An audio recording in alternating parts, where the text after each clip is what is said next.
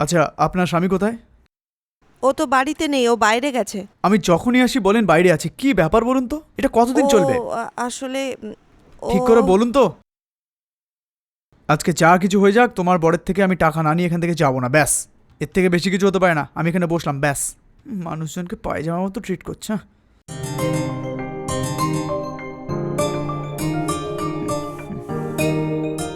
আচ্ছা, এটা তোমার স্বামী আসার সময় তো? হ্যাঁ, ওর তো আসার সময় হয়েছে। আসতে দাও, ওকে সব শেখাচ্ছি। আপনি এখানেই থাকুন, আমি আপনার খাওয়ার জন্য কিছু নিয়ে আসি। হুম।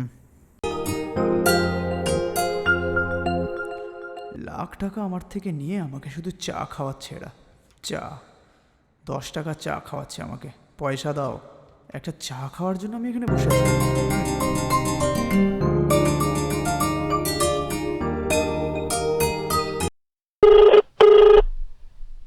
হ্যাঁ, হ্যালো, বলো। হ্যাঁ শোনো না, লাল সেট আমাদের বাড়িতে এসে বসে রয়েছে। তুমি যতক্ষণ না আসবে ততক্ষণ যাবে না বলে জেদ ধরছে। তুমি এখন বাড়িতে এসে আবার ফেঁসে যেও না জানো। ঠিক আছে, আমি দেখছি, তুমি ডাকো। হ্যাঁ ওকে। এই নিন দাদা কফি।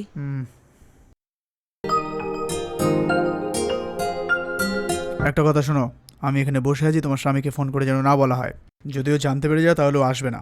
হ্যাঁ ঠিক আছে দাদা। আরে তুমি দাঁড়িয়ে আছো কেন? বসো না।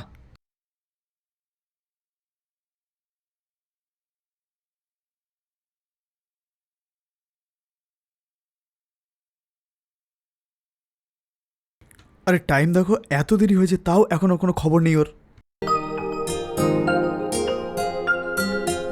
এই নাম্বারটা বর্তমানে বন্ধ আছে, দয়া করে কিছুক্ষণ পরে ফোন করুন। এই সময় উপভোক্তার নম্বর। আবে, আচ্ছা, তুমি তোমার স্বামীকে ফোন করে কিছু বলেছো নাকি? না তো, কেন, কি হয়েছে, এরকম কেন বলছেন আর ওর আপনি? ফোনটা সুইচ অফ। বিজনেস করবে বলেছিল, যখন আমার কাছে চেয়েছিল আমি 10 লাখ টাকা ওকে দিয়েছিলাম।